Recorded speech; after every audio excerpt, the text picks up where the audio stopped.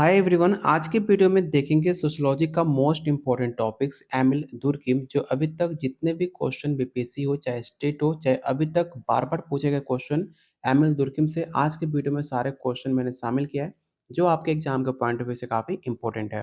तो चलिए शुरू करते हैं आज का पहला क्वेश्चन। लेकिन उससे पहले अगर आप बीपीएससी तैयारी 4 स्टेट सेकंड फेज की तैयारी कर रहे हैं तो आपके सिलेबस में कंप्लीट टोटल 15 यूनिट है, जो हमने हर एक टॉपिक को काफ़ी डिटेल में कवर करते हुए 2000 से ज़्यादा topic wise question answer, NCERT class 11 class 12 का GK GS math reasoning arts of teaching and language paper previous year question आपको सोल्यूशन के साथ दिया जा रहा है। साथ में सोशियोलॉजी का व्हाट्सएप ग्रुप जिसमें आपको test series plus group discussion और साथ में टॉपिक वाइज थ्योरी भी मैंने इस नोट्स में शामिल कर दिया, जिससे आप टॉपिक वाइज थ्योरी भी पढ़ सकते हैं।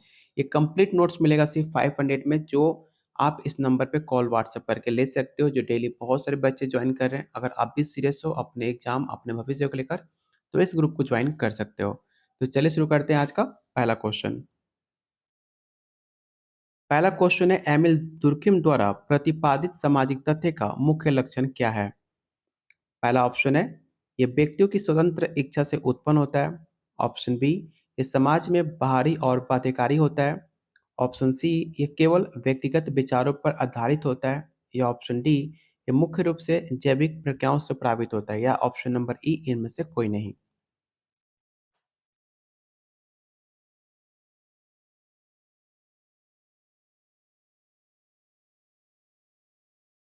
तो क्वेश्चन वन का जो राइट आंसर होगा ऑप्शन नंबर बी हो जाएगा। याद रखिएगा कि दुर्किम के अनुसार सामाजिक तथ्य वो होते हैं जो व्यक्ति से स्वतंत्र होते हैं लेकिन समाज में बाध्यकारी प्रभाव डालते हैं।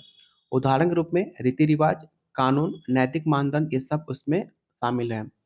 अगला क्वेश्चन आपको बताना है कि एमिल दुर्किम के अनुसार आत्महत्या के कितने प्रकार होते हैं।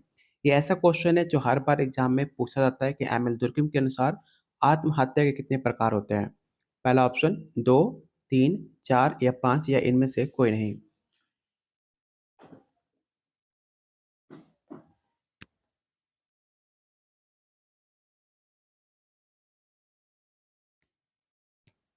तो क्वेश्चन टू का जो राइट आंसर होगा ऑप्शन नंबर सी हो जाएगा। टोटल आपके चार प्रकार होते हैं एमिल दुर्किम के। कौन कौन से? तो मैंने यहाँ पे नाम लिखा भी है, एगोस्टिक आत्महत्या, एलोस्टिक, एनोमिक और फेटलिस्टिक आत्महत्या। इसके बारे में आप डिटेल पढ़ सकते हो। इसका पीडीएफ कहाँ मिलेगा?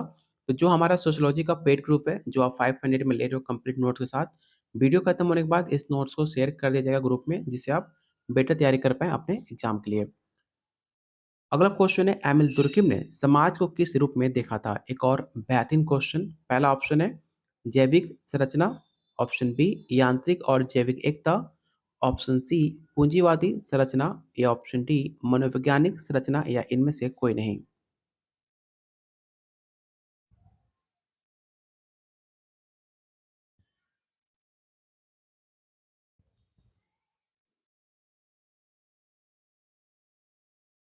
तो क्वेश्चन थर्ड का जो भी आंसर बी टिक आउट कर रहा है उनका आंसर सही है। याद रखिएगा, यांत्रिक और जैविक एकता आपको राइट आंसर होगा ऑप्शन नंबर बी।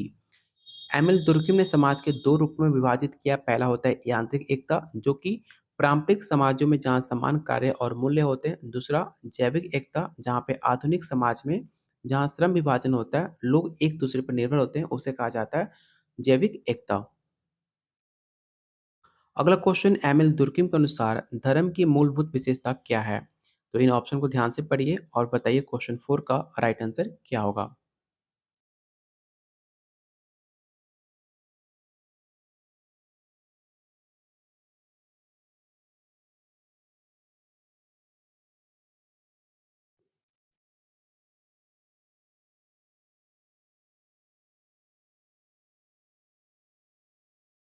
तो क्वेश्चन फोर का जो राइट आंसर होगा ऑप्शन नंबर ए हो जाएगा। ये समाज में एकता और सामूहिक चेतना को बढ़ाता है।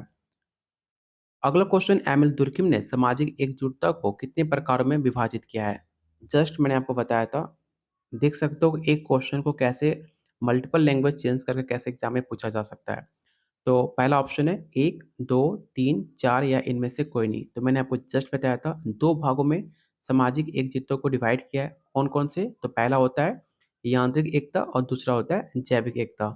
तो इसे आप याद रखिएगा, क्वेश्चन कैसे भी पूछे लेकिन आपको सिर्फ क्वेश्चन को रट्टा नहीं मारना, आपको समझना भी है कि क्वेश्चन कैसे भी पूछे, आंसर क्या होना चाहिए। क्वेश्चन नंबर 6 है, एमिल दुर्कheim ने आत्महत्या के अध्ययन में कौन-सा तरीका अपनाया था? इस क्वेश्चन को विवेक कर लेना, काफ़ी बार एग्ज़ाम में पूछा हुआ सवाल है। तो इन ऑप्शन को ध्यान से पढ़िए और बताइए क्वेश्चन 6 का राइट आंसर क्या होगा?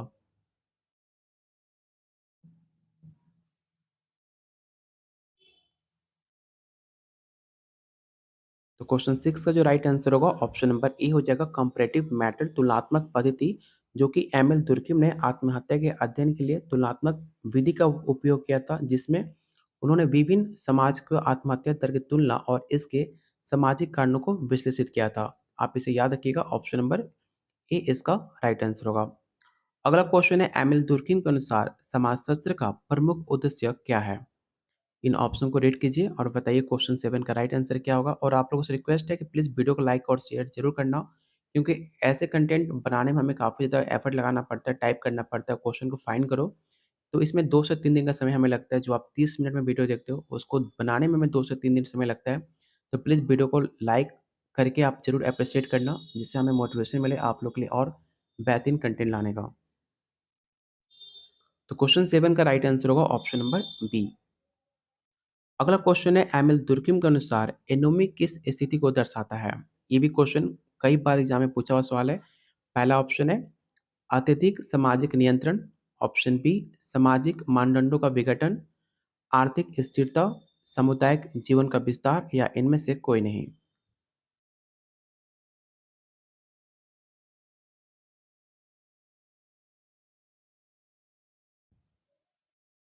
तो क्वेश्चन 8 का जो राइट आंसर होगा ऑप्शन नंबर बी हो जाएगा। अगला क्वेश्चन है, एमिल दुर्कheim के अनुसार सामूहिक चेतना का अर्थ क्या होता है? कलेक्टिव कॉन्शियस का अर्थ क्या होता है? आपको ये बताना है। मैंने कई बार बताया भी है कलेक्टिव कंसेंस के बारे में होता क्या है। जैसे कि एमिल दुर्कheim के अनुसार सामूहिक चेतना उन विश्वासों और मूल्यों का समूह माना जाता है जहाँ पर समाज के सभी सदस्यों को जोड़ कर रखते हैं, उसे कहा जाता है सामूहिक चेतना। तो इसका राइट आंसर क्या होना चाहिए? तो ऑप्शन नंबर बी होगा। अगला क्वेश्चन, एमिल दुर्कheim किसे सामाजिक तथ्य फैक्ट मानते हैं? एमिल दुर्कheim द्वारा किसे सोशल फैक्ट मानते हैं, आपको ये बताना है। केवल कानूनी नियम, केवल धार्मिक प्रथाएँ, समाज के सभी बाहरी और बाध्यकारी तत्व, व्यक्तिगत इच्छाएँ या इनमें से कोई नहीं।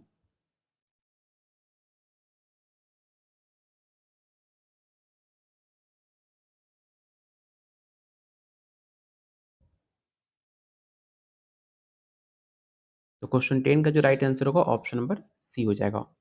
अगला क्वेश्चन है, एमिल दुर्कheim ने आत्महत्या के कितने प्रकार बताए थे? तो मैंने आपको स्टार्टिंग बताया था, टोटल 4 प्रकार बताए थे। ऑप्शन नंबर सी इसका राइट आंसर होगा। आप इसे याद रखिएगा, आप इसका स्क्रीनशॉट भी ले सकते हो, कई बार एग्जाम में रिपीटेड बार पूछा गया है। अगला क्वेश्चन है, एमिल दुर्कheim के अनुसार समाज किस प्रकार का प्राणी है? जैविक, यांत्रिक, नैतिक, आध्यात्मिक या इनमें से कोई नहीं।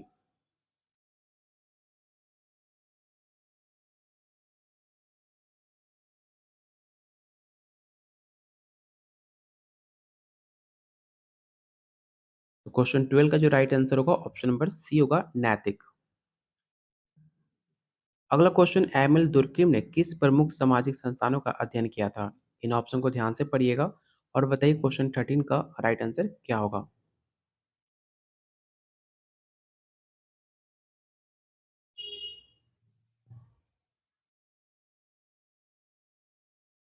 तो क्वेश्चन 13 का राइट आंसर होगा ऑप्शन नंबर ए, धर्म, शिक्षा और आत्महत्या जैसी संस्थाओं से गहराई का अध्ययन किया, जिसमें उन्होंने सामाजिक संरचना को इससे जोड़ा था। अगला क्वेश्चन है, एमिल दुर्कheim की डिवीजन ऑफ लेबर में किस प्रकार की एकता का वर्णन किया गया है? ये भी सवाल कई बार एग्जाम में पूछा सवाल है कि डिवीजन ऑफ लेबर किस प्रकार की एकता का वर्णन किया गया है। तो इन ऑप्शन को ध्यान से पढ़िए और बताइए क्वेश्चन नंबर 14 का राइट आंसर क्या होगा। मैंने आपको जस्ट बताया था, डिवीजन ऑफ लेबर हो चाहे आपका समाज की एकता हो, उसको यांत्रिक और जैविक एकता से जोड़ा जाता है, जो कि आपके आधुनिक समाज जैविक एकता पे आधारित होती है। तो क्वेश्चन काफ़ी आसान है, अगर आपने सिर्फ क्वेश्चन को रट्टा नहीं मारा होगा आंसर को, तो अगर आप क्वेश्चन को समझ के आंसर पढ़े होगे तो आप आसानी से बता पाओगे। क्वेश्चन किसी भी तरह पूछे आपसे, अगर आपने समझ कर हर एक पॉइंट को पढ़ा है तो आप आसानी से आंसर बता पाओगे। तो क्वेश्चन 14 का जो राइट आंसर होगा ऑप्शन नंबर ए होगा, यांत्रिक और जैविक एकता। क्वेश्चन नंबर 15, एमिल दुर्कheim के अनुसार धर्म का मुख्य उद्देश्य क्या है? पहला ऑप्शन है व्यक्तिगत उत्थान, ऑप्शन बी सामाजिक एकता और नैतिकता को बनाए रखना, ऑप्शन सी आध्यात्मिक अनुभव को बढ़ावा देना, या ऑप्शन डी केवल ईश्वर में विश्वास को बढ़ाना, या इनमें से कोई नहीं।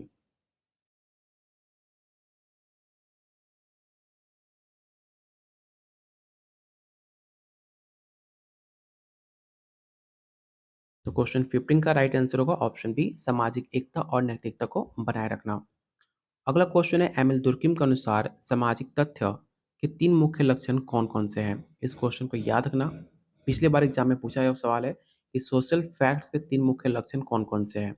तो इन ऑप्शन को ध्यान से पढ़िए और बताइए क्वेश्चन 16 का राइट आंसर क्या होगा?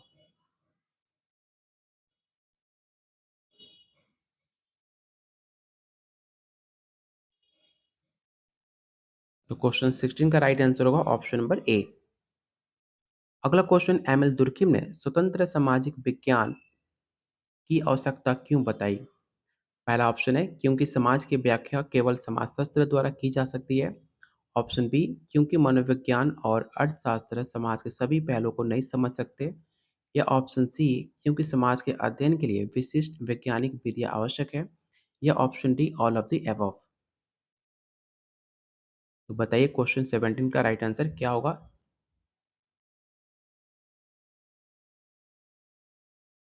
तो क्वेश्चन 17 का राइट आंसर होगा option number D all of the above. अगला क्वेश्चन है एमिल दुर्कheim के अनुसार समाजशास्त्र का मुख्य उद्देश्य क्या है? काफी आसान क्वेश्चन है, कई बार मैंने बता चुका हूँ कि समाजशास्त्र का मुख्य उद्देश्य क्या है, उसका ऑब्जेक्टिव क्या है। हर बार एग्जाम में सवाल पूछता है और बार बार आप लोग गलती करते हो कि समाजशास्त्र का मुख्य ऑब्जेक्टिव क्या है। याद रखिएगा, समाज की संरचना और कार्यों का अध्ययन करना उसका मुख्य उद्देश्य है समाजशास्त्र का। तो ऑप्शन बी इसका राइट आंसर होगा। एमिल दुर्कheim द्वारा प्रतिपादित एनोमी का अर्थ क्या होता है? क्वेश्चन 19 का मुझे राइट आंसर बताइए क्या होगा? एनोमी का अर्थ क्या होता है? आपको ये बताना है।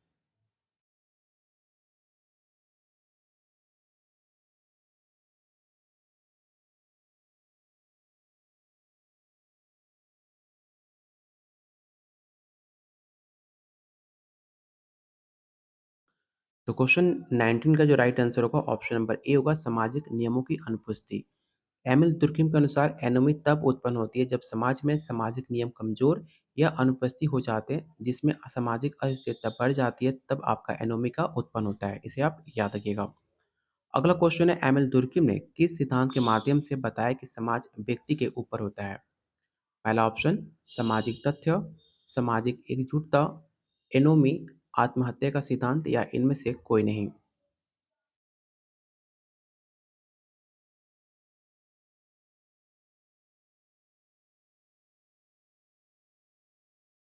तो क्वेश्चन 20 का जो राइट आंसर होगा ऑप्शन नंबर ए होगा, सोशल फैक्ट।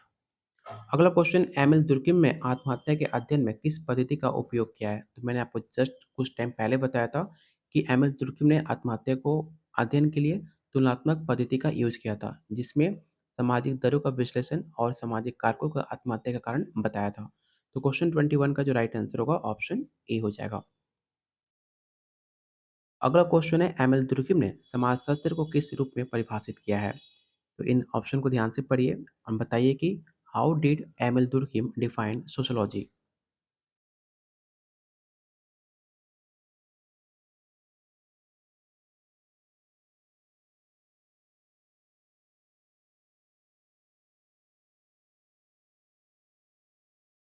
क्वेश्चन 22 का जो राइट आंसर होगा ऑप्शन नंबर आपका बी हो जाएगा, सामाजिक तथ्यों का अध्ययन करना। अगला क्वेश्चन एमिल दुर्कheim ने धर्म के अध्ययन में किन प्रमुख अवधारणाओं को शामिल किया है? इन ऑप्शन को ध्यान से पढ़िए और बताइए क्वेश्चन 23 का राइट आंसर क्या होगा? ये भी सवाल कई बार एग्जाम में पूछा हुआ सवाल है, इसे ध्यान से पढ़िएगा।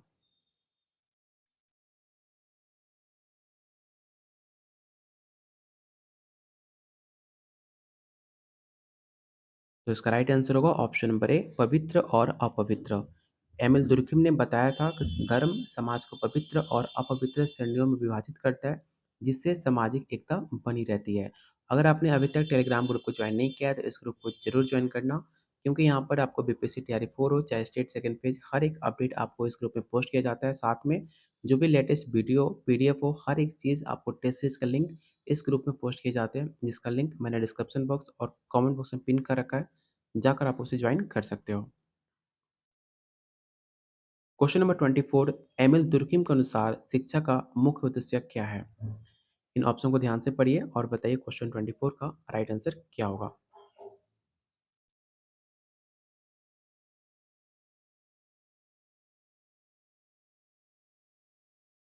इसका राइट आंसर होगा ऑप्शन नंबर बी, सामाजिक मूल्य और मानदंडों को बनाए रखना। अगला क्वेश्चन काफ़ी इंपॉर्टेंट है। ये सवाल आपके एग्जाम में पूछा हुआ सवाल है कि एमिल दुर्कheim की प्रमुख रचनाओं में कौन सी उनकी पुस्तक नहीं है? पहला ऑप्शन है the division of labour in society, option B the elementary forms of religious life, the rules of sociological method, या option D the communist manifesto. ये सवाल कई बार एग्जाम में पूछा हुआ सवाल है। सेम क्वेश्चन आपके बीपीएससी टीआरई 1 में पूछा गया था। तो इस क्वेश्चन को बताइए क्वेश्चन 25 का राइट आंसर क्या होगा? अगर आपने कॉल मार्क्स का वीडियो देखा होगा तो आप आसानी से बता सकते हो। The communist manifesto call marks के द्वारा लिखी गई पुस्तक है, जो कि कई कितनी फेमस पुस्तक है। तो इसका राइट आंसर क्या होगा? तो ऑप्शन नंबर डी होगा, क्योंकि आपसे क्वेश्चन में नहीं पूछा था। एमिल दुर्कheim के अनुसार सामाजिक एकजुटता को मुख्य स्रोत क्या है?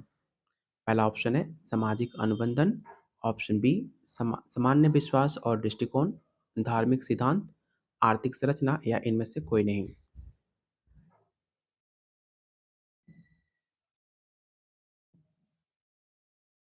तो क्वेश्चन 26 का राइट आंसर होगा option number B. Question 27, Emile Durkheim ने समाज में आत्महत्या के अध्ययन के दौरान किस कारक को प्रमुख माना था?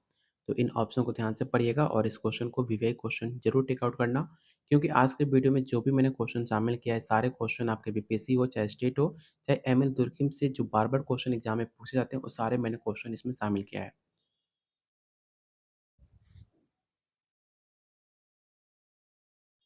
तो क्वेश्चन 27 का जो राइट आंसर होगा ऑप्शन नंबर बी हो जाएगा। क्वेश्चन नंबर 28, आपको बताना है कि एमिल दुर्कheim के अनुसार सामाजिक तथ्य का प्रमुख लक्षण क्या है? पहला ऑप्शन, वो व्यक्तिवाद होते हैं, वो बाहरी और शक्तिशाली होते हैं, वे आर्थिक होते हैं, वे प्राकृतिक होते हैं, या इनमें से कोई नहीं।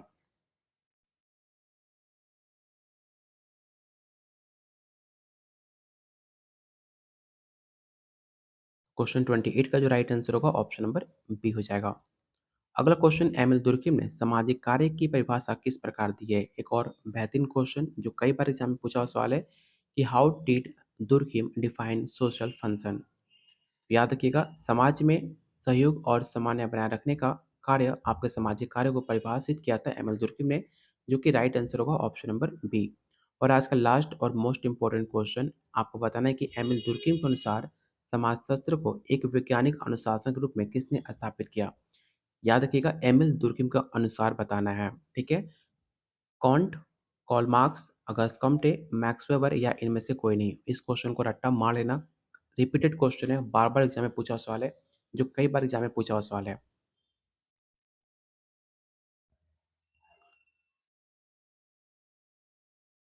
तो क्वेश्चन 30 का जो भी आंसर अगस्त कॉम्टे बता रहे हैं, उनका आंसर सही है। अगस्त कॉम्टे ने समाजशास्त्र को एक वैज्ञानिक अनुशासन के रूप में स्थापित किया था और इसे एमिल दुर्कheim ने इसे और मजबूत किया था, ठीक है? तो आज की वीडियो में टोटल 30 क्वेश्चन यहाँ पे कंप्लीट होते हैं। आपको बताना है कि आउट ऑफ 30 आपने कितने स्कोर सही किया, कितने क्वेश्चन आपके सही हुए। आउट ऑफ 30 आपको कमेंट बॉक्स में बताना है। अगर आप हमारे साथ एग्जाम की तैयारी करना चाह रहे हो, तो आप सिर्फ 500 में आप इस कंप्लीट नोट्स को ले सकते हो। जितना अगर आप इतना कंप्लीट कर लेते हो, तो आप आसानी से पेपर आपका क्वालिफाई हो जाएगा, इसकी गारंटी है, क्योंकि आपको साथ में खुद बताऊँगा क्या-क्या पढ़ना है, क्या-क्या नहीं पढ़ना। ए टू जेड आपको हर चीज़ दिया जा रहा है, बस उसमें क्या-क्या पढ़ना है मैं आपको खुद बताऊँगा। अगर आप उतना कर लेते हो, आपका आसानी से पेपर क्वालिफाई हो जाएगा। उसके लिए हमने test series plus group discussion, आपको ए टू जेड हर चीज़ मिल जाएगा। जो डेली बहुत सारे बच्चे ज्वाइन कर रहे हैं, आप भी ज्वाइन कर सकते हो इस नंबर पे कॉल व्हाट्सएप करके सिर्फ 500 में। तो मिलते हैं बहुत जल्द अगले वीडियो में, तब तक के लिए कीप वॉचिंग, कीप शेयरिंग।